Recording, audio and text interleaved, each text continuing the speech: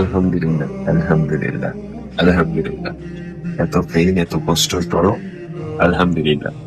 আল্লাহ যে আমাকে সঠিক সময়ে সঠিক বুঝ দিয়েছেন, এই জন্য আমার কাছে আর কি অসংখ্য ধন্যবাদ। আমাকে যে এত খারাপ একটা ওয়ে থেকে ফিরে আনছে, যা আল্লাহর কাছে শুকরিয়া আদায়, যত শুকরিয়া আদায় করি ততই কম। তো আমার পাস্ট অনেক খারাপ ছিল, অনেক খারাপ ছিল। তো আর কি বলবো, আমি একজনকে হারাইছি আমার এই পরিবর্তনের জন্য। এখন যদি আমি এই পরিবর্তনই ধরে রাখতে না পারি, তাহলে হারানোটা আমার বৃথা। এত যে কষ্ট পাইছি একটা থেকে 1.5 বছর, এটাও বৃথা। তো লাভ হলো কি? তাহলে তো আমি তাকে রাখতে পারতাম, মানে সে থাকতো। আমি যদি তাকে সব কিছু মেনে আর কি, তার সব চলাফেরা মেনেই বসে থাকতাম, তাহলে কিন্তু সে থাকতো।